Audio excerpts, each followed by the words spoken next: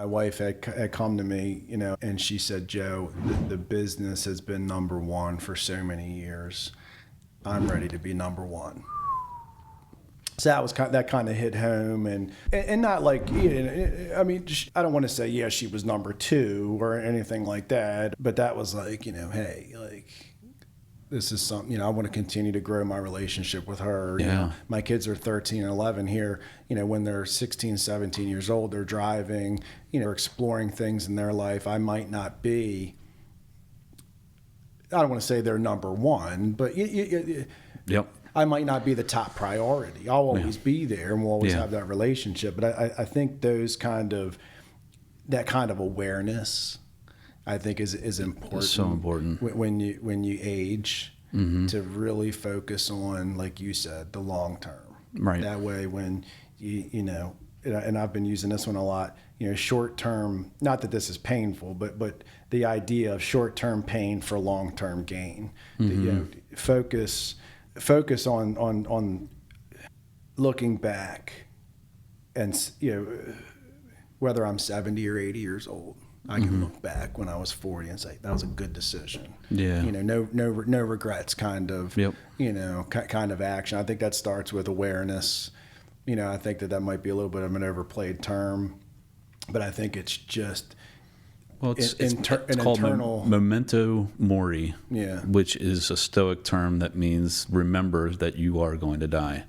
And if you can take that not as a morbid thought, but as to a way to improve your life today and truly appreciate where you are right now versus what could become, focus on today. Yeah. And making it the best day that you can because possibly in the make future it. You're going to look back and you're going to say, man, I'm glad I did that. Yep.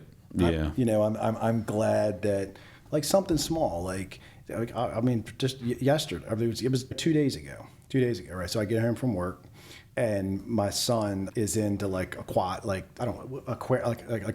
doing aquariums in the house and stuff like that. Right? So I get in from work, and I really wanted to go in the garage and get a workout and hit the sauna and kind of work on my fitness in the garage and have a couple minutes to myself. But I had this opportunity to go down and build this stand. It's like a little like hutch like stand that an aquarium sits on. And I thought to myself, man, there was a moment where I thought to myself, right? I paused. Can I give up this hour and a half to myself? Yeah. And go down and spend some time in the basement with my son building this piece of furniture to put his aquarium on. Mm-hmm. And I said, you know what, I thought I'm going to go, and we had a nice hour and a half, 2 hours.